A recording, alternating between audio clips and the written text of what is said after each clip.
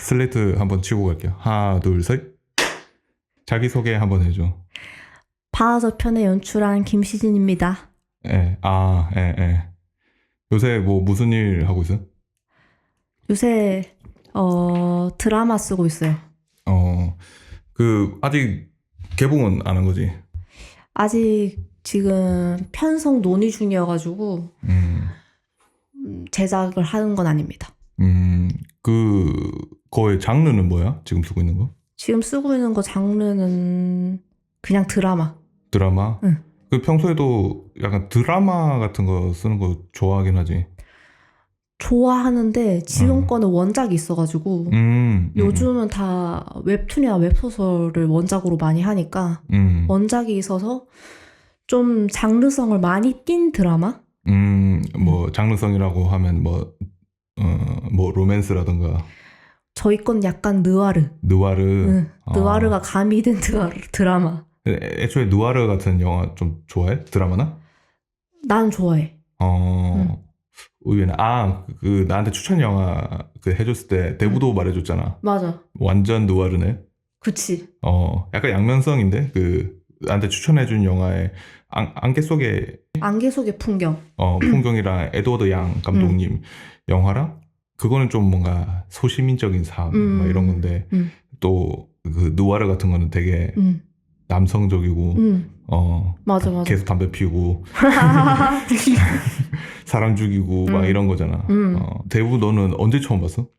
대부를 초등학교 때. 뭐야 너무 엄마가 그걸 너무 일찍 보여줬어. 어머니가 그 영화 좀 좋아하시나? 엄마 아빠가 다 시네필. 그래? 응. 초등학생이 보기 그 약간 배드신 같은 것도 있고 그러잖아. 배드신만 뭐 눈 가리고 하고. 사람 너무 많이 죽는데? 그치. 근데 그거를 초등학교 때 봐가지고 그 영화가 약간 내 뭔가 어떤 가치관? 세계관을 약간 좀 뒤흔든 것 같아. 어떤 세계관인 거야? 세상은 이렇게 험난하다 이런 느낌인가? 아니 내가 대부를 좋아하는 거는 거기 이제 형제와 가문에 대한 이야기잖아. 근데 형제마다 다 성격이 다르고 근데 그 성격대로 다 인생을 살게 되더라고 결국에. 그래서 어떤 한 개인의 성격대로 인생이 흘러가게 된다. 라는 어떤 게 되게 각인이 됐고 그리고 약간 내가 좋아하는 어떤 인물상 같은 것도 그냥 그때 초등학교 때 그걸 보면서 조금 만들어진 것 같아. 보통 초등학교 때는 좀 아이돌 같은 좀 약간 예쁜 이런 남성을 좋아하기 좀 마련이잖아. 근데 대부에 나오는 사람들은 엄청 좀 뭐랄까 마초적인 사람들이 맞아. 되게 많잖아. 그런 사람이 계속 뭔가 좋아하는 인물상이라고 해야 되나? 이 된 건가? 그치, 약간 마피아 보스를 좋아하게 됐지. 친구들이랑 뭔가 결이 좀 달라졌을 것 같은데? 친구들은 왜 그런 애들 좋아하냐? 뭐 이랬을 것 같은데? 그때 초등학교 때 그런 생각들을 내가 했지만은 뭐 그때 친구들은 몰랐던 것 같고 그냥 이 나의 그런 생각들이 점점 커져서 이제 대학교 왔을 때 내가 대부가 인생 영화다. 어떤 게 좋다. 그리고 내가 쓰는 것들이 좀 느와르 이런 것들을 글을 쓰면 시진이는 왜 이렇게 여자인데 왜 이렇게 남성적인 글을 쓰고 좀 남성적인 취향이 많나 이런 얘기는 좀 많이 들었지. 뭐 일 얘기 하지 말라고 하고 있긴 한데 글 쓰는 걸 일로서 하고 있다는 느낌은 좀 어떤 느낌이야? 글 쓰는 거 일로 하고 있다는 것은 내가 하고 싶은 것과 시장의 니즈에 맞추는 거를 잘 조율해야 되는 거? 그게 굉장히 중요하다. 이 일에 대해서 장점이라고 생각한다면? 장점이라고 생각한다면 일단 어쨌든 나는 영화를 하고 싶었던 사람이고 연출을 꿈꿨었고 뭐 아주 옛날에는 뭐 소설가도 되고 싶었고 했지만 어쨌든 뭔가 창작하고 어쨌든 다 이야기꾼이라는 어떤 속성 아래에 있어서 지금 하고 있는 작가 일도 이야기꾼이잖아. 이야기를 만들어내고 그래서 그 일에 지금 하고 있는 게 내 적성이 맞다. 적성이 맞는 일을 하고 있는 게 뭐 행운이라고 생각이 들지. 어쨌든 그 뭔가 없는 거를 무에서 유를 만드는 거고 내가 어떤 거를 사람들한테 보여줄 수 있고 전달하는 거잖아. 그런 의미에서는 굉장히 좋은 일이지. 그리고 되게 운 좋은 일이라고 생각해. 이거를 영화로 이게 설명을 못하니까 너가 이 영화에 대해서 한번 설명을 해줄 수 있나? 아, 좋아. 바다 저편에는 바다를 보고 싶어하는 할머니에게 바다를 보여주려고 직접 여행길에 나서는 3남매의 로드무비입니다. 그 3남매는 바다에 처음 가서 바다를 보고 사진을 찍고 집에 돌아오지만 할머니는 돌아가신 후고 이제 장녀인 경민이는 이제 할머니를 보여주려고 사진기를 훔쳤었는데 그 사진을 기를 가지고 다시 사진관에 갖다 주러 갑니다. 하지만 사진관 아저씨는 그 사진기에 있는 사진들을 모두 지워버립니다.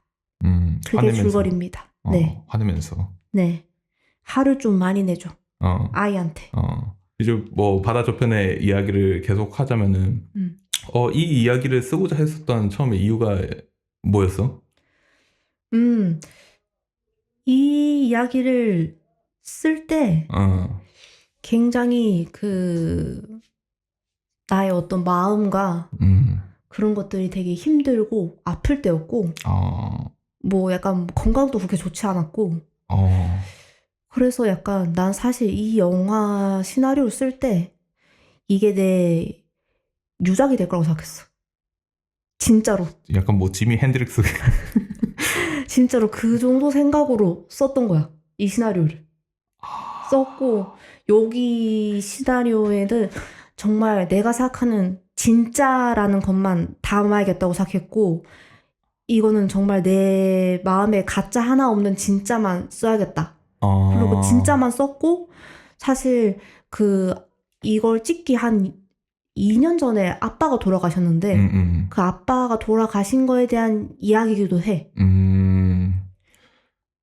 그렇구만. 그래서 이거를 찍을 때 사실 건강이 안 좋아서 내 연출부를 해줬던 친구들이 찍으면 안 된다 이 상태로 그랬지만 나는 이게 유작이기 때문에 지금 찍어야 된다.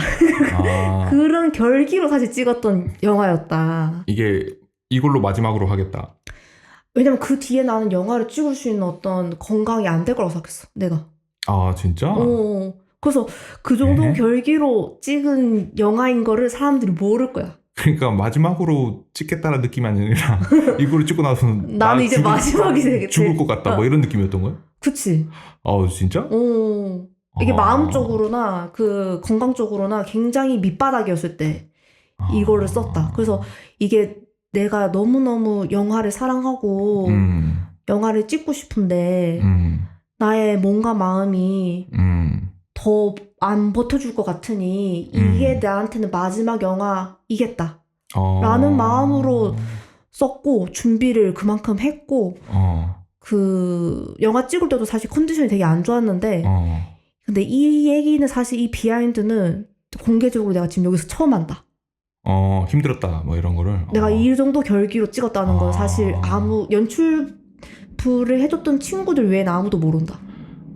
약간 놀라운 게 뭐냐면은 이 영화에서 보는 그 아이들에 대한 시선이 어떻게 보면 이 영화가 뭐랄까 어른이 되면서 뭔가 부조리함도 깨닫고 맞아. 이런 거에 대한 시선인데 맞아. 을에 이런 시선으로 영화 찍을 때 부조리에 대한 분노라던가 이런 화풀이 같은 개념으로 영화를 많이 찍기 마련인데 이 영화에서 바라보고 있는 너의 시선은 경민한테 보내는 시선이 연민이랄까? 맞아요. 좀 따뜻한 시선이었거든? 그래가지고, 좀 희망적인 메시지라고 생각은 했었거든. 근데 뭔가 이런 막다른 그런 결이 차 있는 시선이라고는 생각을 못 했었어. 이 단편의 엔딩에서 나는 근데 그 어떤 희망이라는 거는 별로 없다라고 생각을 했고, 희망이란 건 별로 없다. 없다고 생각했고, 근데 경민이와 이 밑에 동생들, 이 3남매에 대해서는 굉장히 이걸 내가 썼지만, 시나리오를, 그리고 뭐 촬영까지도 했지만, 굉장히 그 미안한 마음이 굉장히 컸다. 이 인물들에게. 왜냐면 되게 아이들인데, 내가 생각한 어떤 이야기를 위해서 이 인물들이 이렇게 지금 어떤 십자가를 지고 뭐 가야 된다는 게 뭐 이게 그냥 영화지만 나중에 경민이가 이 이후에 어떻게 살아갈까 생각하면 굉장히 내가 너무 고통스럽게 한 것 같아서 굉장히 미안한 마음을 갖고 있고 지금도 갖고 있고 그래? 갖고 있다. 근데 뭐 사진이 다 지워졌기 때문에 거기서 나는 그 세상이 부조리하다.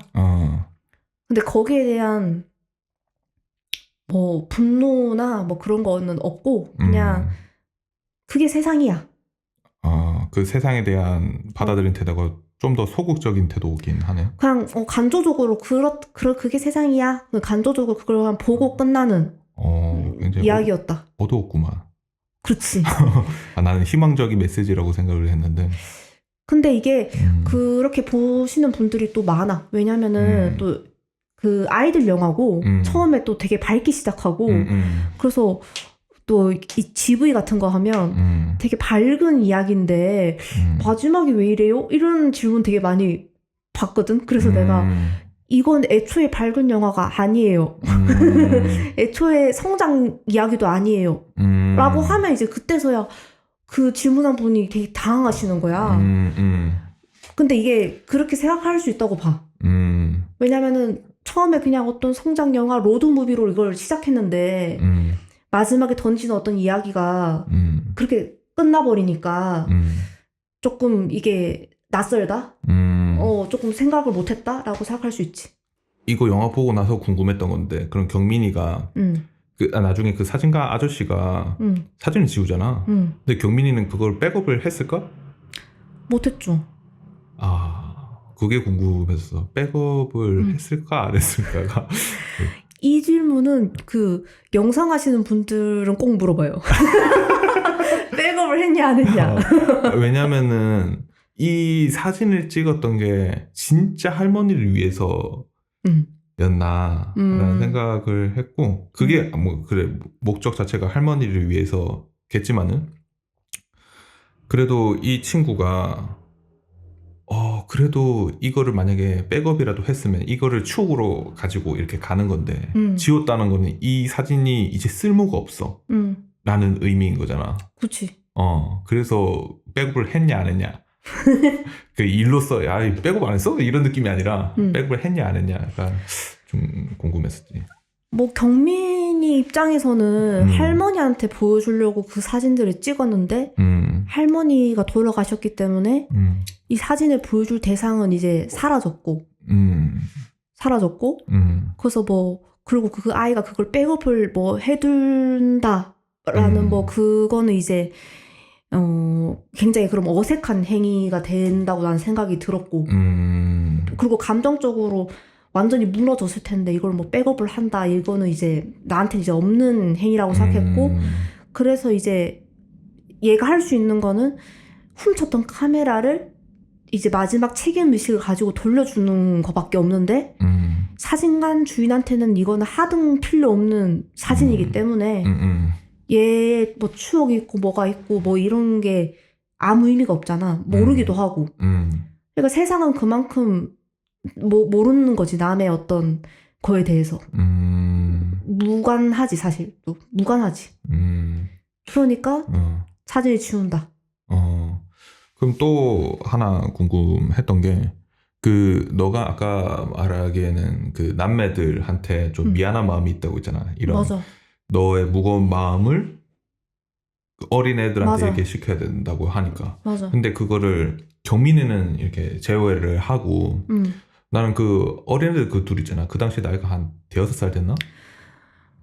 그때 6살, 7살이었던 것 같은데. 7살, 8살? 근데 내가 거기 영화에서 좀 인상 깊게 봤었던 장면은, 원래 이런 영화에 애기들이 나오면 좀 힘들어하기 마련이잖아. 그 통제를 벗어나려고 하다 보니까, 그 흔히 영화 찍을 때는 움직여야 되는 그런 법칙이라고 해야 되나? 룰 같은 게 있잖아. 앵글에 벗어나면 안 돼. 근데 애들은 모르잖아. 맞아요. 왜 내가 움직여야 되는데 왜 막는 거지?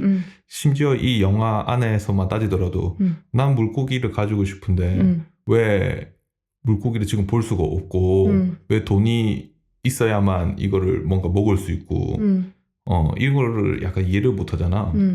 근데 무튼 정리를 하자면은 다른 영화나 드라마에서 애를 이렇게 촬영하려면은 어른의 시선으로 보거나 뭔가 가두려고 하거든.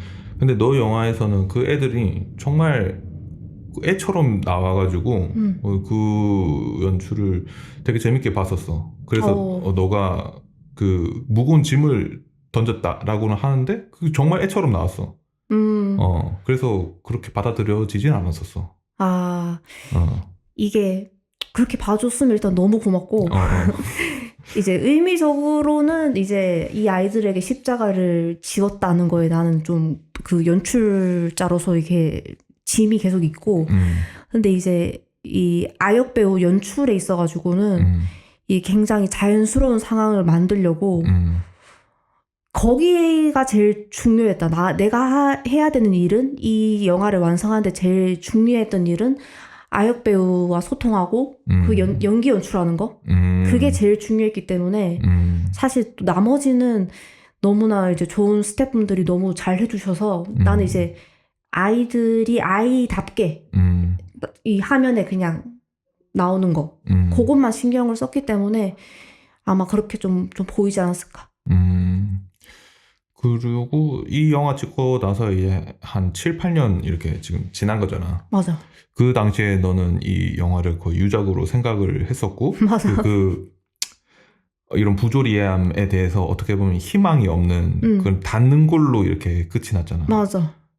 지금 한 7년 이렇게 지나서 생각해보면 어때?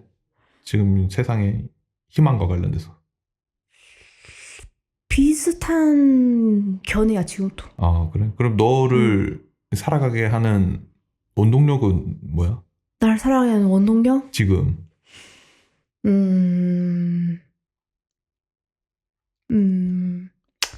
날 살아가게 하는 원동력은 가족인 것 같아 그냥. 옆에 있는 사람. 고양이 친구랑. 그치. 그렇구만. 그것도 어찌 보면 희망이지 않나? 희망이지. 희망이지. 약간 좀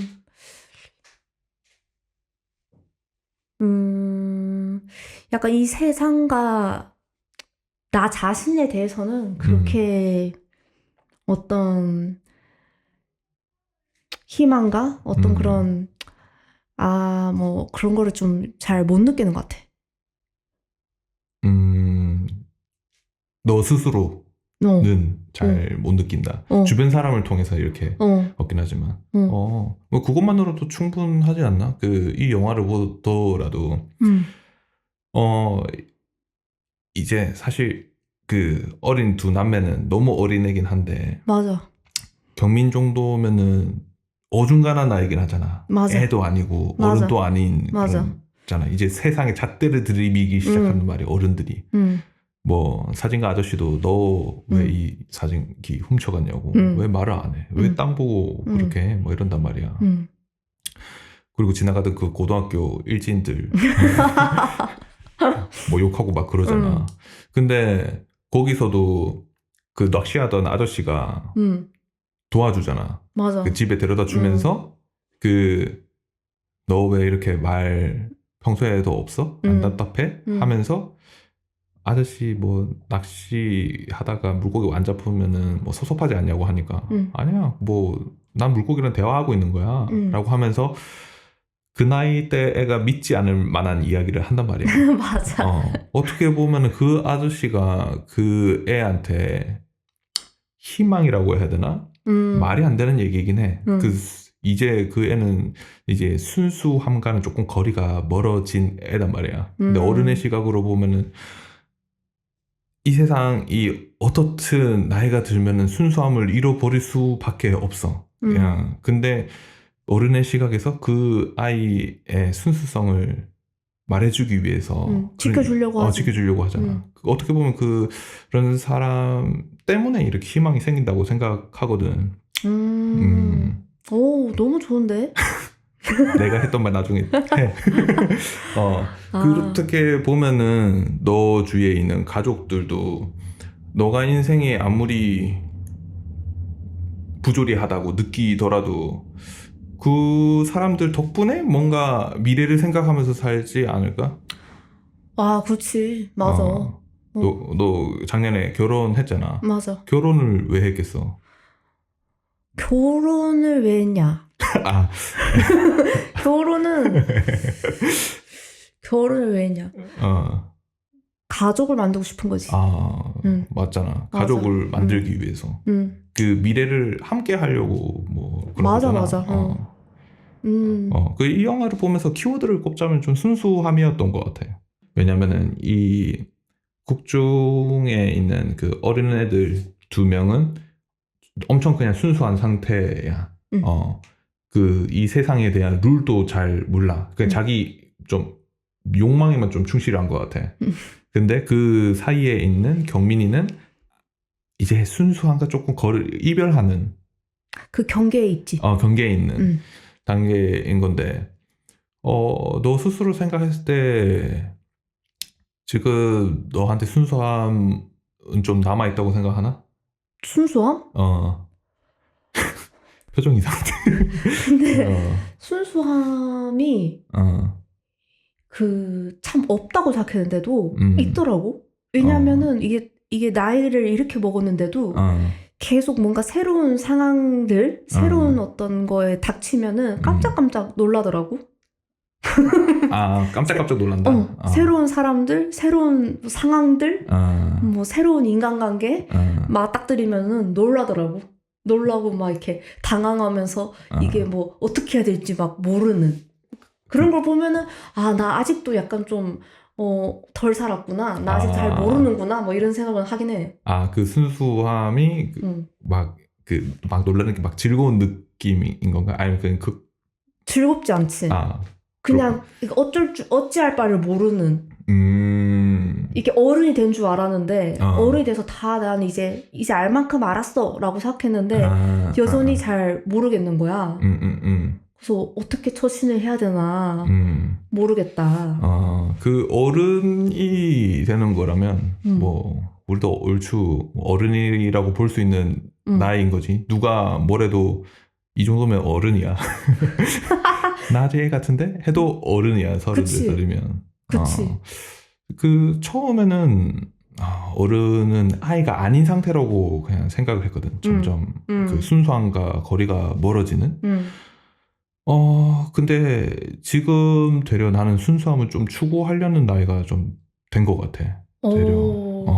아니 근데 난 너가 순수하다고 생각해. 이 팟캐스트가 순수해. 이 팟캐스트가. 나도 좀 그게 맞는 줄 알았어. 그러니까 세상은 부조리하고 분노해야 되고 이게 비관적으로 생각하는 게 맞다고 생각했었어. 근데 지금 살아보니까 뭐 아닌 것 같아. 이렇게 비관적으로 생각하는 상태가 아니라 그래도 순수함을 추구해야 되는 거지 않나. 그리고 이렇게 추구해야 사회가 좀 더 아름다워진다고 해야 되나? 사회뿐만 아니라 내 주위 사람들과 그리고 정리하자면 부조리함이나 이런 걸 추구하는 게 정답이라고 생각했는데 정답이라고 생각하는 것 자체가 어린 생각이었구나 라는 생각을 했어. 그냥 부조리는 그냥 받아들이면 돼. 맞아. 그냥 늘 있는 거니까 받아들이면 이제 크게 문제가 이제 안 된다. 그래도 너도 이렇게 말한 거 보면은 아까도 그 이 영화를 찍었을 때는 지금이랑 마음이 별로 다르진 않다. 다르지 않다. 라고는 말했지만은 그래도 말하는 걸 보면은 그래도 추구하고 있는 거잖아. 순수함을? 희망을? 아유, 그럼 희망이 뭐 없다고 해도 있어야 되고 있겠지. 있어야지 살지 않을까? 뭐 가족이라는 것도 예를 들자면 평생을 약속하는 거잖아. 그치. 뭐 혹자는 뭐 이렇게 말하기도 하지. 그 사랑은 어차피 한 3년이면 끝난다고.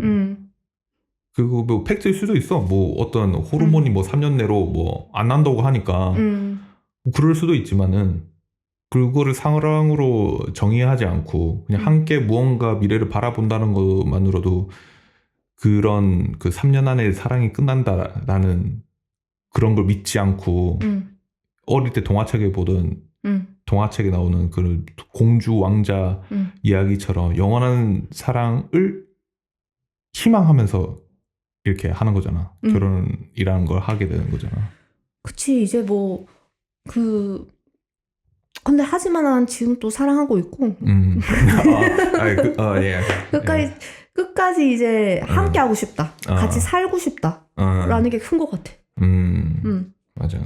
그래서 결론적으로는 사실은 말은 그 아직 뭔가 부조리하다 이렇게 얘기하지만 근데 그 거대한 어떤 시스템이나 어떤 세상은 부조리하다고는 느껴. 그렇지만 내가 추구할 수 있는 내 주변 뭐 내 주변 사람들, 내 가족, 내 바운더리에서의 어떤 뭐 너 말대로 희망, 어떤 사랑 이런 것들을 뭐 추구하고 또 감사하면서 살아가는 게 삶의 원동력이 되는 게 아닌가. 너의 그 순수하던 시절이 좀 떠오르나? 그치. 한 몇 살 때쯤이었던 것 같아, 그 끝난 게? 뭐, 근데 항상 나는 내가 이제 다 컸다라고 되게 어릴 때부터 생각을 많이 했는데, 지금 돌이켜보면은, 뭐, 대학생 때까지도 순수했었구나. 뒤늦게 생각하면 좀 그래. 심지어 너랑 나랑 처음 만났던 그 현장에서까지도 나도 순수했고 너도 순수했구나라는 생각이 들어. 맞아. 근데 그때는 이제 다 학교도 졸업했고 다 컸고 막 이렇게 생각했거든. 근데 지금 생각하면은 엄청 젊었고 엄청 순수했다. 그때랑 벌써 지금의 내가 너무 달라졌고 이제는 그때만큼의 내가 그렇지 않은 것 같거든. 그래서 그때도 순수했던 것 같아. 그때가 28이었는데. 나도 그랬던 것 같아. 맞아. 늘 어른이라고 자각하는 그게 되려 한 20대, 한 중후반 때 어른이라고 생각하지. 한 30대 넘어가니까 자기의 부족함을 더 많이 알게 돼가지고 나 모르는 거 많구나. 뭐라 해야 되지? 베타인지라고 해야 되나? 그거를 한 30대 넘어서 더 잘 하게 되는 것 같아. 어떻게 보면은 뭐 자기 자신에 대해서 더 잘 알게 돼서 그런 거일 수도 있고. 그러면 만약에 그래도 그 이후로 이거 찍은 이후로 그래도 장편 시나리오를 몇 개 썼다고 했잖아. 맞아. 거기에 대한 내용도 좀 희망적인 건가? 거기에 대한 내용은 이제 내가 이제 쓴 거 2편이 있는데 2편 다 이제 동물권에 대한 이야기고. 동물권. 동물권. 동물권이 뭐냐? 인권이 있듯이 동물권이 있다. 동물의 권리가 있다. 새로운 주제네, 동물권. 새로운 주제예요. 그래서 이걸로 2편을 썼고 그래서 이제 뭐 개 식용 문제, 한 편은 개 식용 문제에 대한 거고 한 편은 실험 동물에 대한 이야기인데 어쨌든 둘 다 이게 당연히 사람이 나온다. 이게 뭐 동물이 주인공이 되기는 이제 찍기는 되게 어렵기 때문에 이 첫 번째 그 개 식용 문제는 그 또 아이가 주인공이고 그것도 되게 되게 슬프게 끝나요. 어떻게 보면 슬프게 끝나고 그 실험 동물 이야기도 이렇게 두 편 다 지금 생각하면 그 엔딩은 비슷한 것 같아.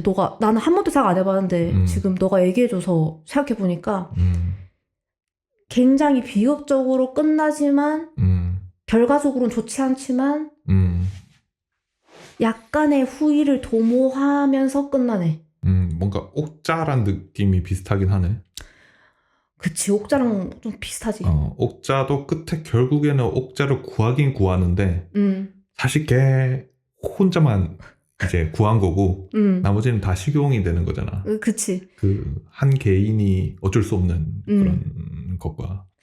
근데 이제 그 내가 썼던 그 이야기에서는 그 아이가 자기의 그 강아지를 못 구하고 결국 못 구해요. 못 구하고 그냥 이 현장을 목도하고 그리고 좀 인물이 달라져서 달라진 인물이 되어서 이제 계속 살아간다. 달라진 인물이 살아간다. 달라졌다는 거는 어떤 식으로 달라진 거예요? 이제 뭐 우리가 계속 얘기하던 주제로 얘기하면 어떤 의미로의 순수성을 잃었다. 구하려고 했지만은 못 구하고 원래 걔는 원래 이런 존재야. 그렇진 않고 내가 아무리 노력을 했지만 해결할 수 없는 문제가 있구나. 그리고 이게 왜 이런 일들이 일어나나. 이게 어린아이로서는 이거를 해결할 수가 없었으니까. 근데 이거는 바다저 편이랑 다르게 지금 있는 어떤 뭐 개식용 문제, 뭐 실험 동물 문제 이런 거에 대해서 조금 내가 비판의식과 좀 주제적인 메시지를 가지고 쓴 시나리오여가지고 좀 주제적이죠. 이런 뭐 동물권에 대해서 내가 뭐 자세히 모르긴 하지만은 이런 이슈가 이제 한국에서는 이제 꽤 근래에 이런 이슈 문제가 막 이렇게 나오는 것 같아. 이제 그 여기에 대해서 왈과 왈부도 되게 많고 뭐 예를 들어서 개 식용 문제 얘기를 택기를 걸면은 그러면 소나 돼지는 맞아. 이런 식으로 이렇게 말이 들어오고 그러면 어디까지 먹어도 되는 거고 어디까지 먹으면 안 되는 건가 어디까지 가족이고 어디까지 가족이 아닌 건가 라는 갑론을박이 이렇게 나온단 매번 말이야. 맞아. 그 개식용 얘기를 하면 그 얘기는 계속 나와. 맞아. 애매하긴 해. 어떻게 보면은 너무 과학적인 근거가 많아가지고 이거 분류를 하면은 어디까지가 가족인가 그 인격이라고 하면 되지? 견격? 뭐라 해야 되지? 감정? 감정이 있으면은 약간 인간 편이다. 근데 모든 동물들은 감정을 뭔가 가지고 있어. 맞아. 그래서 이게 동물권에서 사실 그 추구하는 거는 개를 포함해서 모든 동물 있잖아. 뭐 닭, 소, 돼지 우리가 이렇게 많이 먹는 이게 근데 이게 대량으로 우리가 키워서 인위적으로 막 이렇게 번식을 일부러 시켜가지고 대량으로 살육을 하잖아. 도축을 하잖아. 이 시스템 전체를 다 비판하거든. 사실은. 그래서 개를 포함해서 모든 이런 우리가 지금 식용동물들을 우리가 섭취를 줄여야 한다. 이게 사실 전제고 근데 개 같은 경우가 자꾸 문제가 되는 이유는 그 일단 우리나라로 한정했을 때 그 나머지 동물들은 식용동물로서의 그 법안이 마련돼 있어. 어떻게 도축 시스템이 어떻게 돼야 되고 이게 법적으로 정해져 있어. 어떻게 이게 약간 조금 인도적으로 이렇게 도축을 해야 되고 이런 게 법으로 되어 있어서 그렇게 딱 갖춰서 시설을 갖춰가지고 그렇게 해야 되거든. 근데 개는 그게 없거든. 없어서 사실 되게 지금 개가 개를 도축하는 과정에서는 불법의 영역이 많아. 근데 이게 우리나라는 개를 옛날부터 먹었다 해서 뭐 전통적으로 조금 내려오다 보니까 암암리에 하고 있다. 근데 이게 지금 법안에는 없어서 불법인 영역이 굉장히 많다. 그래서 고통을 굉장히 많이 주는 어떤 도축 방식을 많이 가지고 있다. 그래서 이제 개 식용을 일단 먼저 없애고 그 이후에 식용 동물들 쪽으로도 점점 나아가자. 이 순서대로 가는 거지 개만 보호하자는 아니다. 그러면은 너 입장은 약간 모든 육식을 줄여야 된다라는 입장인 건가? 줄이면은 좋지. 그래서 이거를 내가 시나리오 쓸 때는 그 내가 먹는 육식을 조금 줄이긴 했었어. 실제로. 내가 이 문제에 대해서 깊게 생각해 본 적은 없는데 지금 생각을 해보자면 인간은 애초에 잡식성이고 맞아, 먹는 맞아. 건 맞아. 만약에 뭔가에 대해서 살육하는 것 자체가 문제라면은 모든 육식 동물들은 나쁜 짓을 하고 있는 거야. 먹기 위해서 살생하는 건 맞아. 걔가 아프지만은 먹기 위해서 내 이기심을 발동할 수 있는 거야.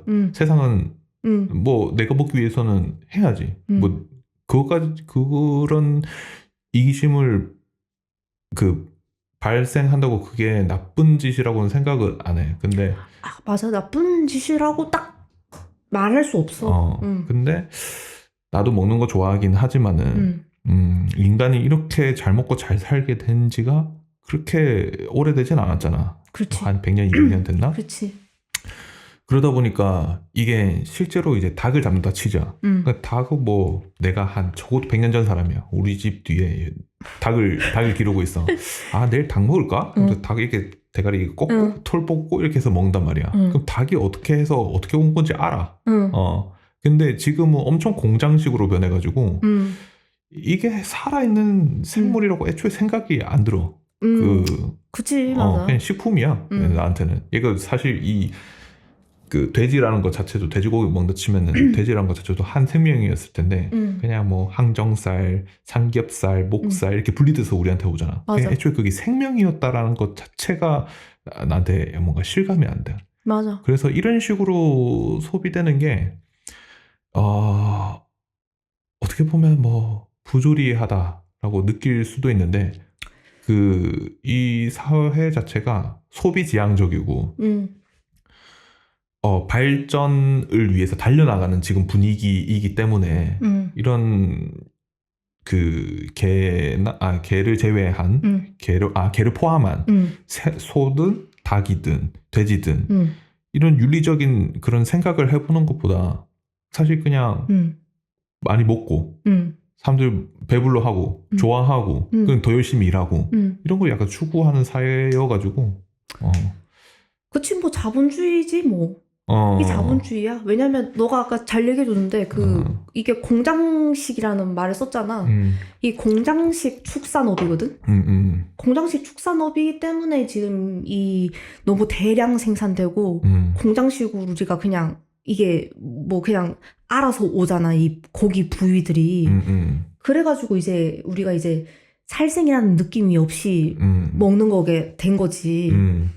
근데 이게 나도 뭐랄까 이거를 모두가 이렇게 해야 된다 이런 건 아니고 근데 우리나라에서 이거에 대한 어떤 동물권에 대한 논의가 다른 나라에 비해서 굉장히 많이 안 돼 있다 라는 건 좀 느끼긴 해. 왜냐면 유럽이나 이런 데서는 이런 얘기도 되게 많이 하고 뭐 채식이나 이런 얘기도 많이 활발하게 되고 하는데 우리나라는 이제 아예 이제 그런 얘기가 별로 많이 없어가지고 조금 이런 얘기들도 조금 수면 위로 올라가면 좋겠다. 다양성을 생각했을 때 했으면 좋겠다. 인 거지. 근데 사람마다 이거는 선택이어가지고 뭐 어떻게 뭐 강요를 하거나 얘기를 할 수는 없는 것 같아. 근데 공장식 축산업에 대해서 다 같이 한 번만 생각을 해보자. 뭐 이런 거지 뭐. 다 같이 육식을 줄입시다 라는 말이 안 통할 거야. 그렇지. 지금 한 80억 살고 있나?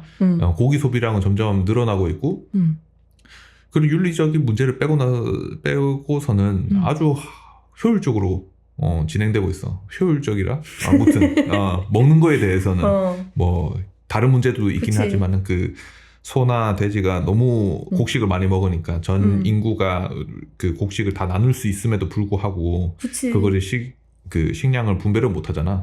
근데 내가 가지고 있는 걸 뺏는 거는 못 한단 말이야. 즉 뭐 공산주의도 아니고. 그런데 그냥 이거는 동물권, 약간 식용 너머의 문제이긴 한데 점점 사람의 생활이 이렇게 편리해지다 보니까 인간도 동물인데 동물이라고 별로 생각 안 하는 것 같아. 그 이제 종교라는 게 인기가 없어지긴 했잖아. 종교? 놀래. 종교는 뭐 늘 그래도 뭐 있지 않나? 스테디하게 유행이긴 한데 한국에서 그 종교 믿는 사람이 50% 미만 뭐 이렇게 알고 있거든. 그래?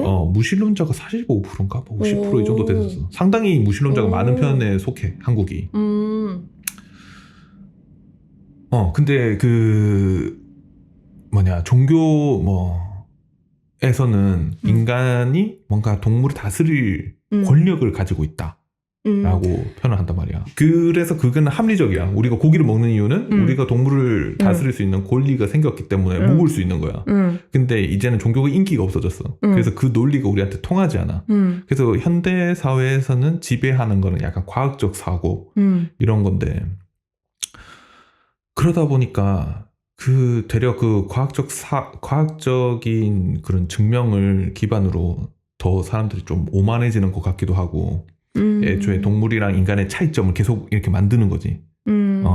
팩트들은 있잖아. 뭐, 좀 지능 문제라든가, 지능도 어떤 기준에 따라서 재느냐에 따라서 다르긴 한데, 인간 기준으로 IQ를 재가지고, 저 정도면 우리랑 교감이 안 돼. 먹잇감이다. 이런 식으로 하고. 그래서 점점 뭐 인간이 오만해져 가지 않나 싶긴 합니다. 사실 오만하지. 뭐 지구가 이렇게 된 것도 지금 지구 온난화 이런 것도 인간이 오만해서인 거고, 뭐 환경 파괴 그런 거는 좀 반성을 해야 되고, 우리나라는 이런 환경 문제 이런 문제들에 대해서 굉장히 어쨌든 진보적인 어떤 과제에 대해서 굉장히 좀 도외시하는 경향이 난 있다고 생각을 한다. 그렇지. 아직 이제 잘 먹고 잘 살기 시작한 지 오래되지도 않은 것도 있는 것 같고, 그러니까 계속 성장해야 된다. 그리고 예전에 그 수직적인 그런 문화라고 해야 되나? 그 예를 들어서 우리 한 8명이서 밥을 먹으러 가. 돈가스 시켰으면 다 돈가스 시켜야 돼. 그게 효율적이니까. 근데 한 명이 저 메밀 먹고 싶은데요 하면은 효율적이지가 않잖아.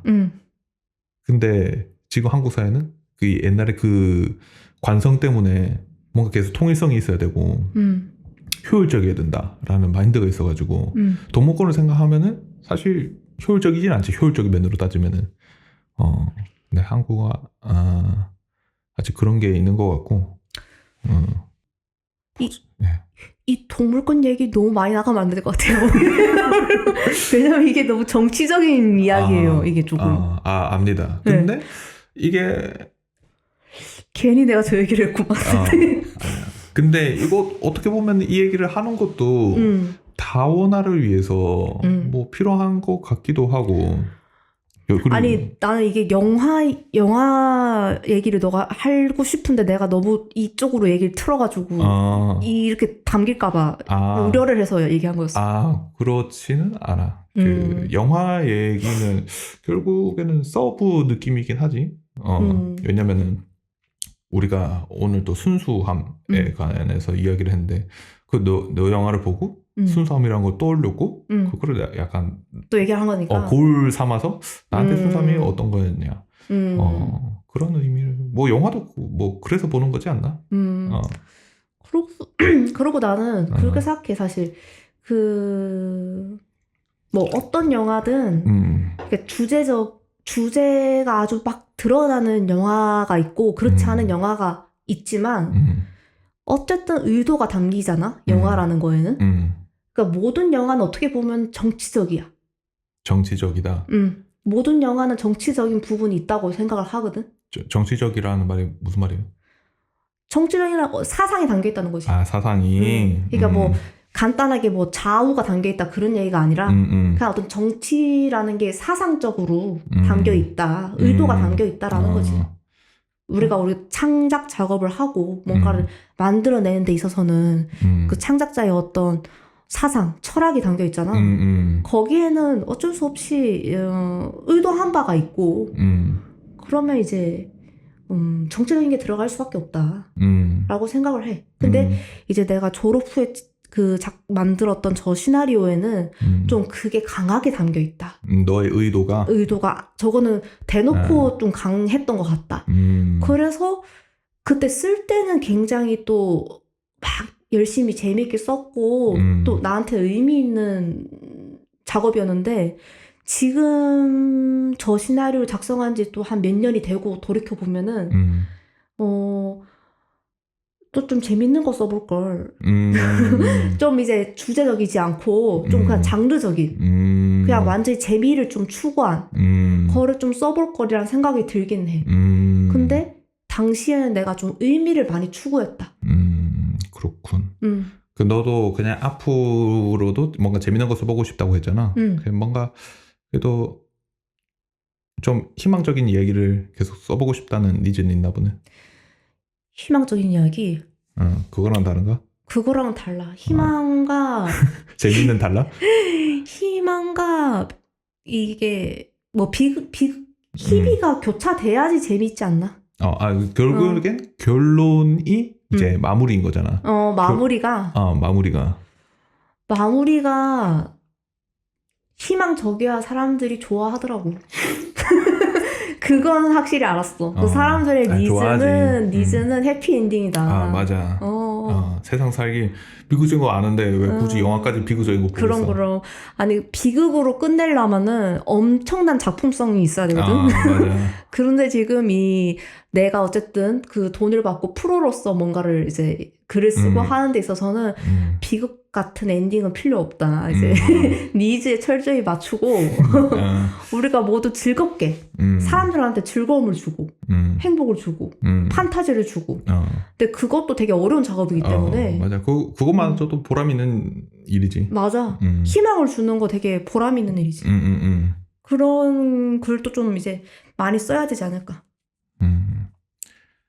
알겠습니다. 오늘 뭐 마무리하자면 네. 뭐 중구난방으로 얘기한 것 같긴 한데 그리고 쓰면 안 되는 말도 다소 했지만은 그래도 재밌게 얘기한 것 같아. 좋습니다.